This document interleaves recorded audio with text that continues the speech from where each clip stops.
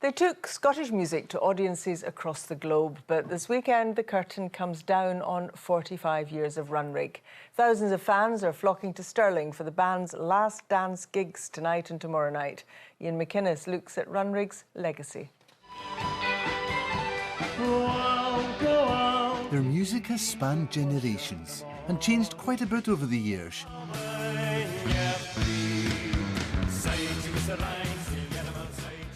From folk to electronica to rock and beyond.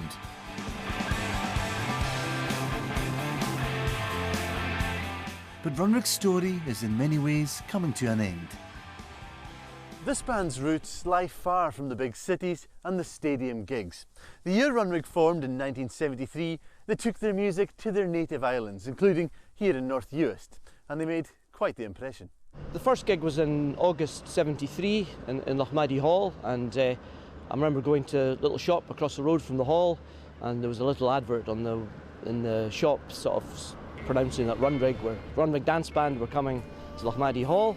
So I thought to myself, this is the opportunity to put on my new purple suit, which I'd got from J.D. Williams. From the dance halls to Top of the Pops, they took their Highland music to new audiences worldwide. They were never trendsetters, but what they had was roots and a way of looking at the world that pulled politics, spirituality, environment, people, language, all of these things together. Their songs spoke to people. They took those issues way beyond the Highlands and, as we know, way beyond the shores of the UK for that matter. People know about Highland issues, some of them particularly related to the land and the language, of course, because of Runrig. And feelings are running high amongst those on whom their music made such a mark. Sadness, because I know when we walk away from the park on the Saturday night, that's it. Always before you've had to be able to look forward to maybe a gig 2 or 3 years down the line, but we know now that's it over. But we'll all leave with a smile and a cheer in our heart. The legacy will be as the band who changed everything, at least in a Highland sense, arguably in a Scottish sense, as the band who put major Highland issues front and central.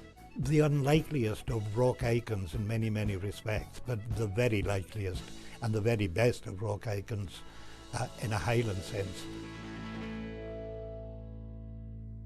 And our arts correspondent Pauline McLean is in Stirling for us tonight. It's going to be quite an occasion. What's the atmosphere like?